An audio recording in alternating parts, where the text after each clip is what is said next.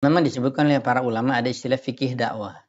Jadi kita bukan hanya menguasai dalil, menguasai apa maksud dari apa yang ada dalam Al-Quran dan hadis itu dari penjelasan para ulama, tapi kita juga perlu mengetahui keadaan masyarakat yang akan kita dakwahi.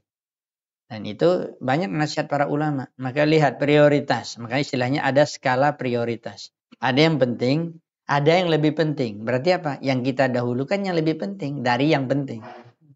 Nah, sama seperti tadi. Tetapi intinya semua dakwah, semua yang kita sampaikan, walaupun misalnya kajiannya kajian hadis atau kajian sejarah atau tafsir, tetap harus dimasukkan pembahasan tauhid.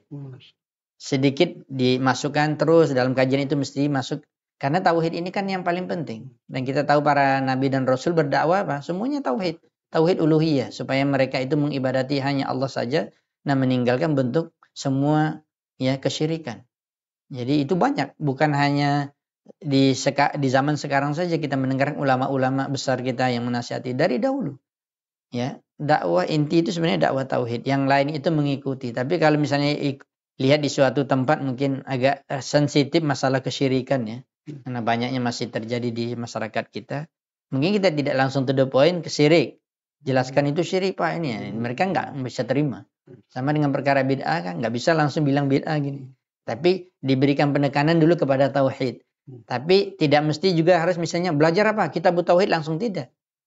Kitab apapun yang kita pelajari ketika kajian di situ bisa masuk akidah, bisa masuk tauhid. Ya, sama juga dengan belajar hadis kan, nanti ada juga kepada tauhidnya tetap ada. Jadi kalau dikatakan mana yang lebih utama, jelas yang paling utama untuk disampaikan itu akidah, tauhid. Ya, karena ini merupakan dakwahnya para nabi dan rasul.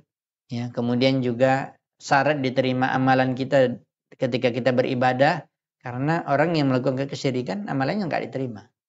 Sebanyak apapun ibadahnya. Jadi ini kita harus istilahnya pandai-pandai lah menyampaikan ya caranya gimana. Itu namanya fikih dakwah.